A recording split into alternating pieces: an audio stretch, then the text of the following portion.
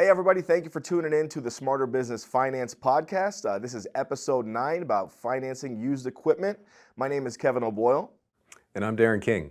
Darren, you used to work in the nightclubs in Las Vegas, right? That's correct. That must be a fun time. You probably got a ton of stories. Indeed, I do. Definitely more stories than we have time for today. Some that may be not suitable for camera, but that's neither here or there. So tell me a little bit about like working in that industry, how that kind of reminds you of financing used equipment. Yeah, we get this younger clientele that would always come in, kind of feel like they're going to get themselves a silver fox or a cougar, and I'd always recommend just take them for a test drive, see how they move on the dance floor. You never know, they may break a hip later on. You want to kind of make sure and just gauge how they move out there. So, all right, so kind of to start out the podcast, we're working with used equipment today. We kind of want to figure out like what the lenders can and can't do. So as far as like age and mileage on equipment or hours on equipment, if you're buying construction equipment, like what is acceptable in your eyes? So we deal with over 30 different lenders here at Smarter Finance, and everybody has different stipulations as far as like mileage, years, hour meter, things like that. But since we are talking about older, equipment and upper in age, I should say, we do deal with a few that don't have any restrictions on mileage, year, hour meter, nothing like that. So you mentioned being at the club, testing something out as far as like somebody may be breaking a hip.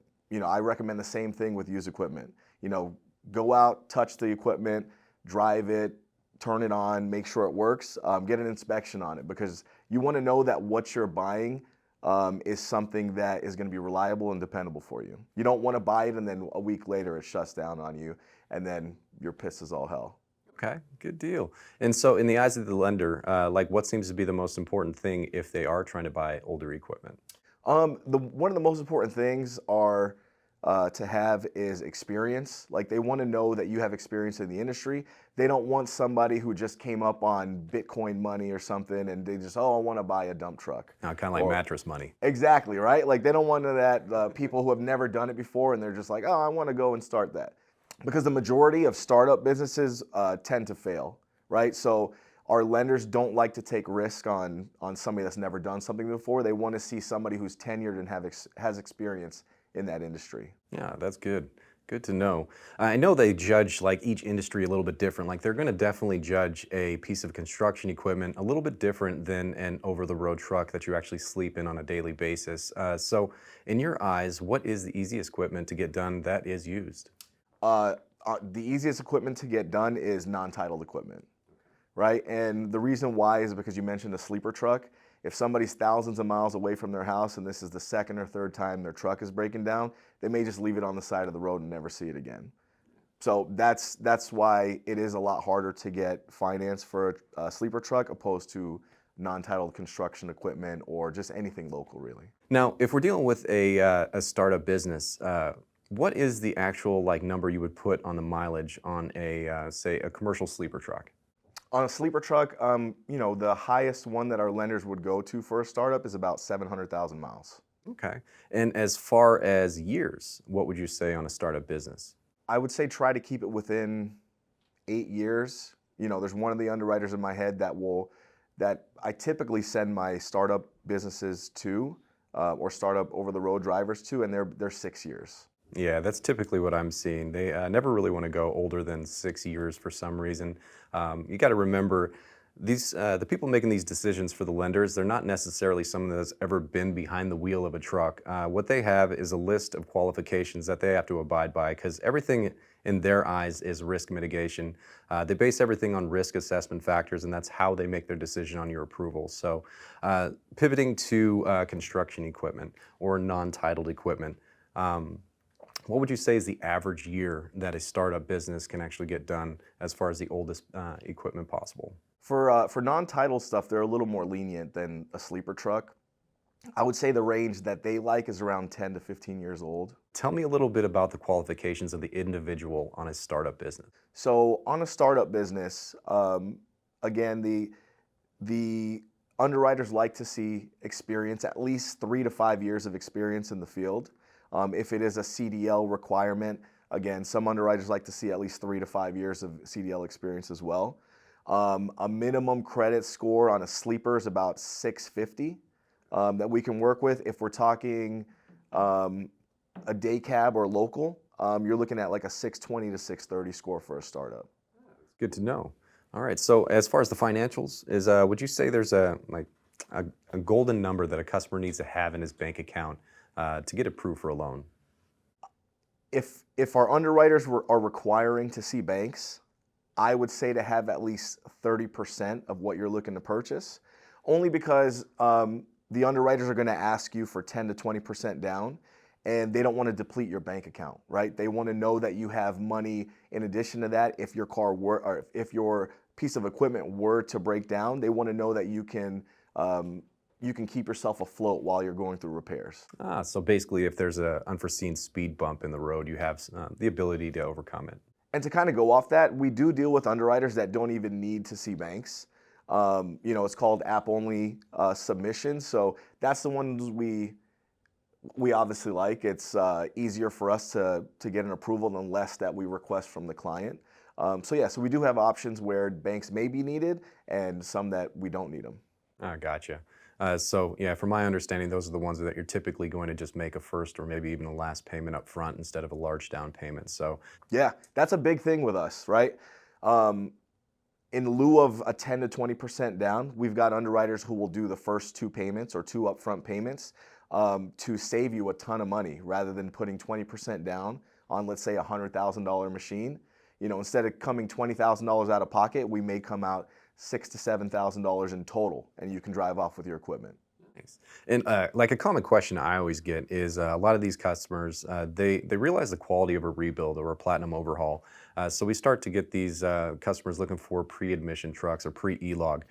In your experience, how easy is that to get done for an actual startup company? For a startup company, to be honest, it's almost impossible. Those trucks, again, are typically older in age, higher in mileage, things like that. And the main thing that I've seen with our underwriters is you have to have at least 1 to 2 trucks in your fleet to even be considered for an older age truck like that.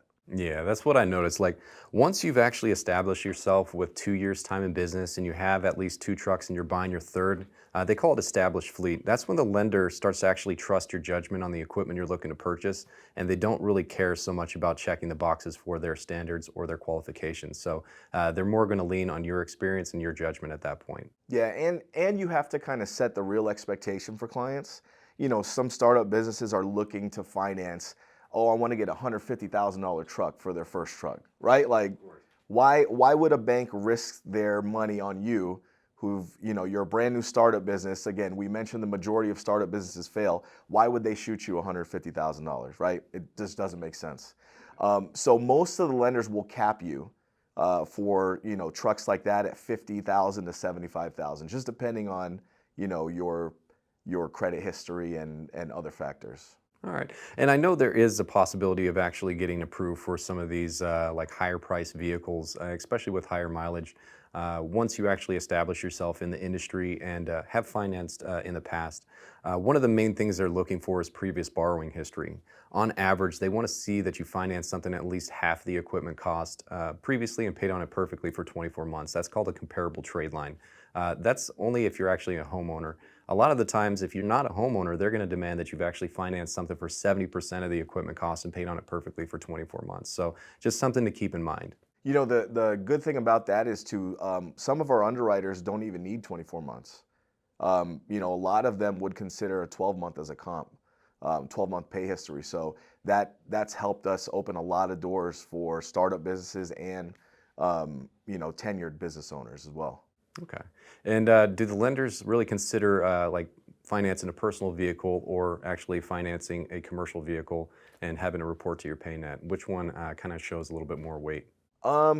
If you have an established business and you have a PayNet, which is you have commercial credit in there, and you've paid again over 12 to 24 months on something, all the underwriters love that. They will kind of hold that more into weight than a personal one, I should say. But yeah, if somebody does have a strong PayNet, I think that definitely helps out a little more. So what you're saying is business credit goes a little bit farther than just consumer credit. Absolutely. And that's what we're trying to do. We're trying to help people build their business credit, right? Get away from that personal guarantee where it's showing up on somebody's actual personal credit. We want to help people actually be business owners, right? If, let's say, for whatever reason, something goes south, like we don't want your personal credit to be affected by that. We want you to go be able to buy that house you want for your wife. We want you to be able to go buy that car you want. So you don't have a $75,000 commercial loan showing up on your personal credit. So what you're saying is it doesn't really affect your debt to income ratio whatsoever. This is just strictly a business loan. Yeah, strictly a business loan. Now that's structured, we do personal guarantor, but the only way that's going to reflect on your credit is if you default on the loan. So Darren, we're talking about used equipment and financing it for your business and things like that. What's the oldest piece of equipment that you financed for a client?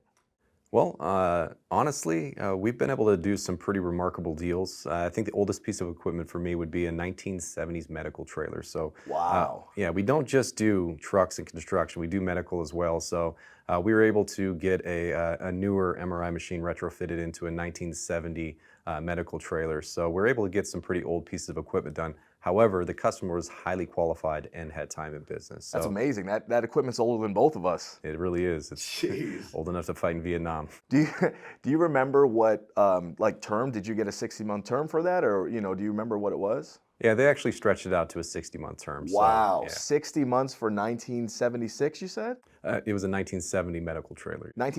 Wow, that's amazing. Yeah. Yeah, so that just shows you, the underwriters that we deal with, you're getting 5 years to pay off a thing that's over 40 to 50 years old in that time span.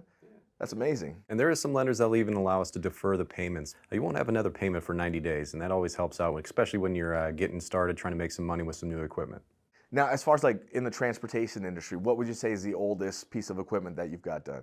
Well, for an established customer that had multiple years time in business and established fleet, I was able to do a mid-1980s cab over. And so those are those cool trucks, kind of look like the original Optimus Prime. So Oh, nice. yeah, those were fun. So that, as far as trucks, that's one of the older ones that I've done. I'm pretty sure it was a 1986. That's amazing. The things that we can do for our clients just surprises me every day, man. Yeah, definitely. And I've seen as far as like when it comes to like non-titled equipment, I've been able to do some like early 1970s equipment.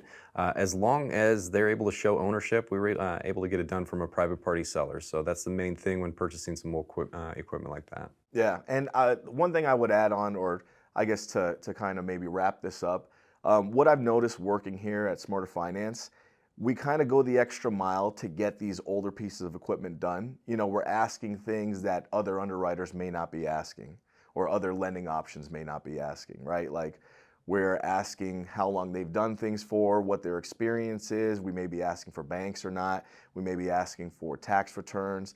Other lending options aren't really going that extra mile for their clients. Do you have anything like that a story that you could tell?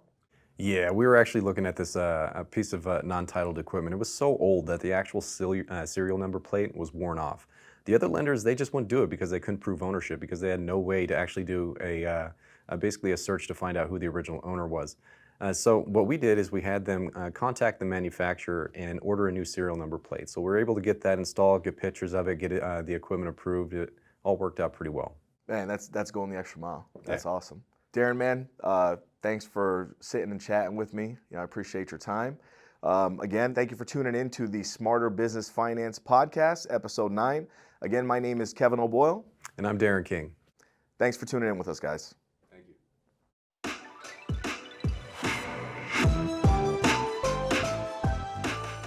Thanks for watching or listening. If you're listening through a podcast app, we would love it if you would be so kind as to leave a review. If you are watching this on YouTube, it would mean the world to us if you left a comment or gave us a big thumbs up. And lastly, if you're looking at us on the website, if you would let us know an episode that's of interest to you, that would be fantastic.